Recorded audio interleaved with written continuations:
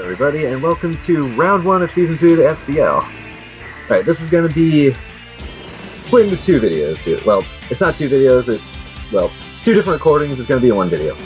Alright, this is part 1 of the video, Team Builder, for my round 1 match against Rock and the Jacksonville Jirachis.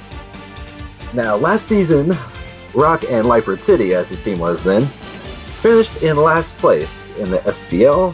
I believe his final record was 2 wins. Yes, he actually won a second game. 7 losses with a, I believe, I want to say minus 27 differential. That sounds about right. Alright, now, I know the battle's the more important part, so I'll try to keep these team builders brief, but I'll go ahead and see if I can quickly remember what Rock's team is off the top of my head. His team this season consists of Mega Gardevoir, Dragonite, Delmise, Entei, Galvantula. Oh, shoot. Sorry about that. That was my screensaver. Where was I? Galvantula, Tentacruel, Scrafty, Miltank, Articuno, Alolan Raichu, and his mascot and franchise pick, Jirachi. Alright. Now, I forgot to mention this in my draft recap, but each team was allowed a Z-Captain, which the Z-Captain is basically the same as the GBA format, which only one Pokemon can use a Z-Crystal, and it can be anything except an Omni Boosting move, which is Omni Boosting move is moves that boost every single stat by 1. No Evasion Boosting moves, and no Mewtwo Z, which the last part, Mewtwo Z, only applies to me, and Mew is actually my Z-Captain.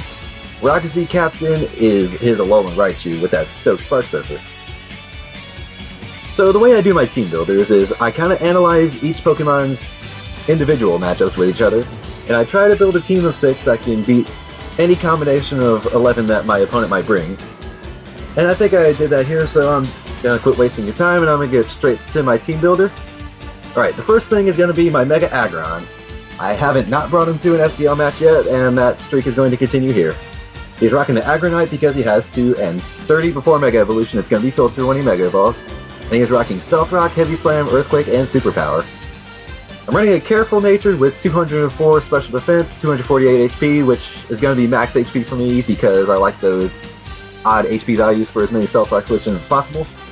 And the rest is in attack. Actually, I believe that attack investment, in combination with the HP and Special Defense investment, will allow me to take a Focus Blast from Mega Gardevoir, and then OHKO it back with a Heavy Slam if it's an offensive Mega Gardevoir. I believe the attack investment is actually, well, I don't want to say it 2-hit KOs a more specially defensive Jirachi. Yeah, that sounds about right. Alright, and Stealth Rock is there because someone's got to have Stealth Rocks. I have all 3 of my Stealth Rockers on my team, as you can see up there. And screensaver again. Sorry, I apologize for that, y'all. I didn't expect my screensaver to be popping up like this. If it doesn't actually pop up in the video, just ignore that part then. And then the Superpower, I believe, is purely for the Scrafty and the Miltank, just in case those are brought. Yeah, Aggron's pretty straightforward. Let's go ahead and move on to our Garchomp here. Lady Omnom's the Garchomp here.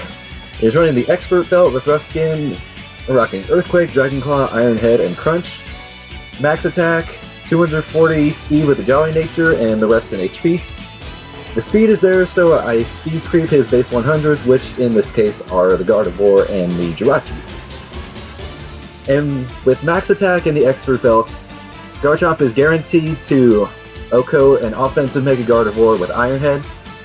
I don't know if I OHKO a defensive Jirachi with Earthquake right off the bat, but I think it comes pretty close.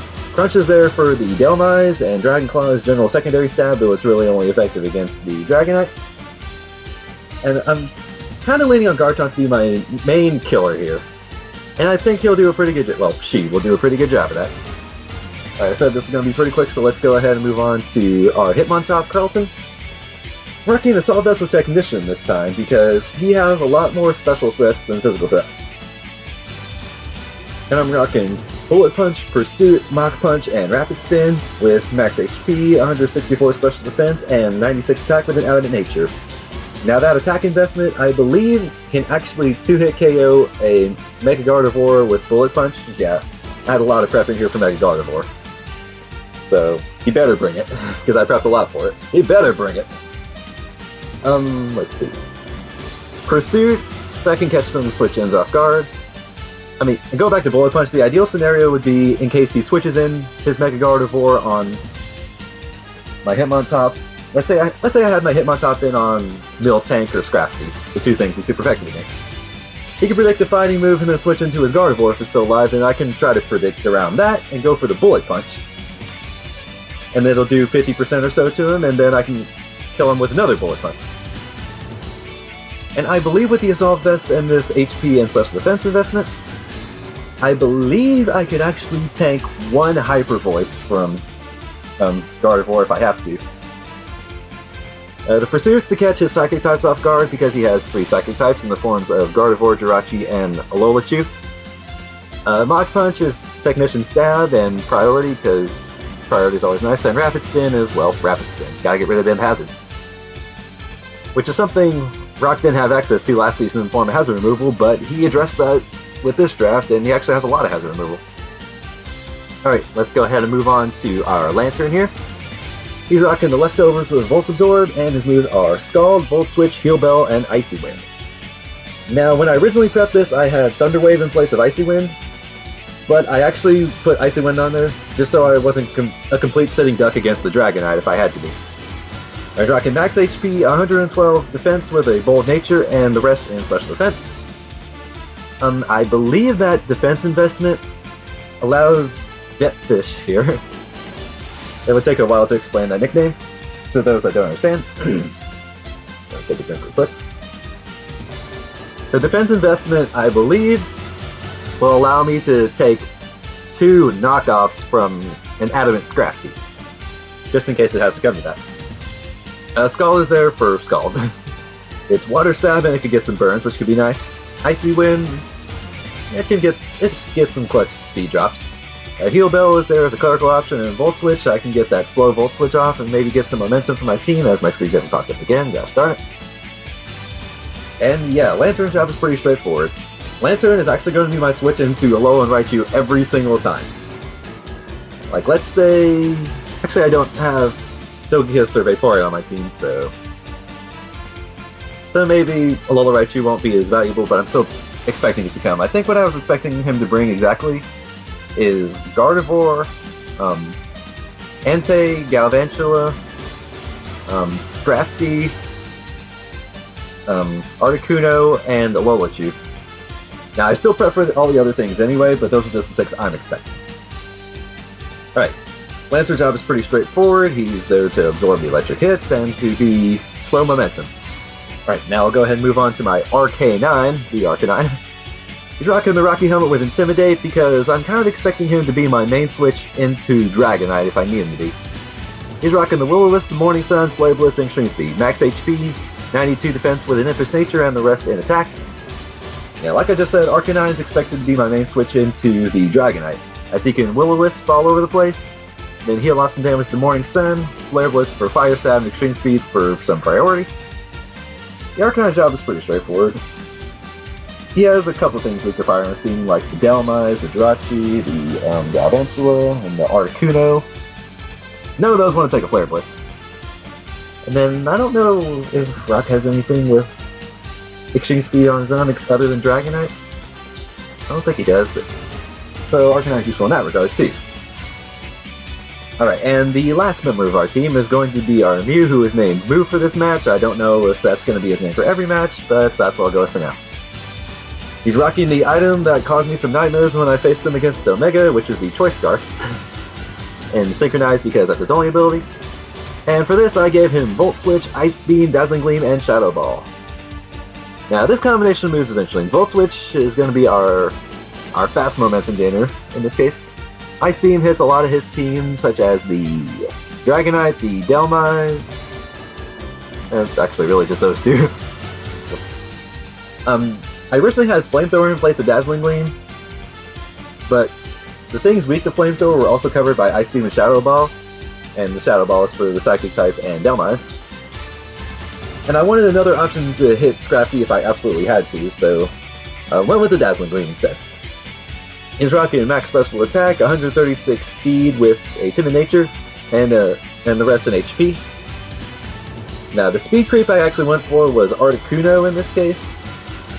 And I actually could have run a Modest Nature on Mew, but to be quite honest, I valued the bulk on Mew more than the power, because let's see if he was, let's say he was modest, I would have to get the 297 like I had it. Okay, it would have had to have been something like that. And then I would have only had base 16 HP. And I don't only want base 16 HP, I want Mew to be more of a bulky pivot, despite him having a Tinted Nature. Let me get this back to where it was. Okay. And so, yeah, that's going to be my team for this one. I think this is a pretty solid team. Nice well, Nick is not a word. A nice mix of bulk and offense, and hopefully we come out with a W, so I'll go ahead and cut to the match, and I'll see you guys then. And we are back with the battle. Alright, as you can see here, Rock brought a few different things than what I was expecting. Looking at his team right off the bat, I see no Gardevoir, which was very relieving to me, and I saw no Scrafty either, which was also kind of relieving to me, but I had more responses to that thing. So as you can see, the team he brought was the Entei, the Tentacruel, the Galvantula, the Jirachi, the Dhelmise, and the Dragonite. That's a pretty threatening team, so let's just go ahead and get on to how the battle went down. I fully expected him to lead off with his Galvantula, and that's exactly what happened, as I decided to lead off with my Lancer, knowing that Spooter here couldn't do anything really except set up the sticky webs. So I just kind of started to will him down with the Scald. Then he tried to attack with the Bug Buzz. It did not a whole lot, as I continued to Scald, hoping for the burn, and I got the burn, because I am burn. And so this turn I expected him to switch out, hard switch, because he couldn't Volt Switch out because of my Volt Absorb, so I Volt Switched myself as he switched into his Davy Jones. And I went into my Arcanine here, because, you know, Fire type and the Intimidate. Sticky Web doesn't matter this much at this point, because Arcanine naturally adds Speed's Dhelmise. And he went into his Squishy, as I just went for a quick Will-O-Wisp, because I didn't really expect him to stay in, and getting that nice little chip damage off on Squishy is kind of helpful. So then I went back into my Lantern here, as I expected him to go for a Water attack, and that's exactly what happened, as he went for the Scald, and he got the burn. So we each got a Scald during this battle, and spoilers, I think that might be the only one each of us got this battle. So at this point, he set up a Toxic Spikes, and that thing ended up being very annoying, as it made switching kind of difficult, because every time my Pokemon switched in, with the exception of Aggron, they would get poisoned. So I was kind of thinking I had to get Hitmontop in as soon as possible to Rapid Spin away, but we'll see if that worked or not. And I went for a Heal Bell to heal up my Lantern's burn at this point. And yeah, since the Toxic Spikes are up, I'd probably need to do that a lot more, so let's just continue. Alright, he got his leftover, the Nut Black Sledge, and then the burn damage, and then he switched out. I think I Volt Switched again here, yes I did. And went back into Arcanine, as he was going to get poisoned this time, but you know what, that's okay for now. Because he didn't need to do a whole lot at this point, he just needed to threaten out the Dhelmise. As I believe this turn I clicked Flare Blitz. Didn't really matter what he switched into at this point, because Squishy here took a solid 41% from it. And I probably could have tanked the Scald at this point, but I didn't really want to risk it with my Arcanine, so I went ahead and switched back into Lantern as he was no, I was switching to Hitmontop, I'm sorry. As he went for a Scald, and I knew I couldn't be burned, and it didn't do a whole lot because of Salt Vest. And here I made the really stupid play of trying to go for the Rapid Spin. I could have flicked literally any other move. I should have expected to switch in the Dhelmise, but oh well. I mean, I didn't really want to go for my Dark move because it was Pursuit, and then that wouldn't have really done much to... Oh, actually it might have killed the Tentacruel, but probably not. I wasn't expecting it to. But then the Dhelmise wouldn't have taken the damage, and we really would have been right back here at our same spot. So after that, I switched back into Arcanine here like I'd been doing, and he actually predicted my switch properly this time, and he went for the Earthquake, as it did a solid chunk of damage. And so he switched out again into the Tentacruel, as I went for the Morning Sun here, because I figured he wouldn't want to keep his Dhelmise in to take a Flare Blitz, because that would probably do a whole lot of damage. And so now I believe I switched... Yes, this is when I switched into Lantern. Got caught in the Sticky Web, and I believe he went for a Scald. Yes, he did.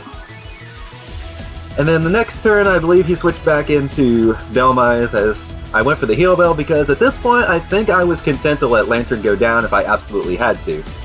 So I just healed up the poison on Lantern, Hitmontop, and Arcanine. So they were all cured, but they would just be poisoned right back as soon as I switched back into him, so I guess it didn't really matter as he actually missed a Power Whip, so that was convenient for me. And then I switched back. Then I went for the Volt Switch and I switched back into the Arcanine. And I believe at this point, what did I go for? I think I went for another Morning Sun just to try to keep myself healthy. As he went for another Earthquake. And did a decent chunk of damage. And I think at this point, I think I was okay to let Arcanine go down, so I clicked Flare Blitz. As he switched into his Squishy, his Tentacruel. And he took a decent chunk from that, and I was able to live both the Flare Blitz recoil and the poison damage, so then I was able to get off an extreme speed to just kill the Squishy, but I could not live the poison damage, so Tentacruel and Arcanine pretty much killed each other. So it was a double down at this point, and then we decided to switch into our franchise picks here, so it's like, well, hello there, we've seen each other before. So he just went for a safe U-turn, leading me to believe that he was Choice in some way, probably Choice Scarf.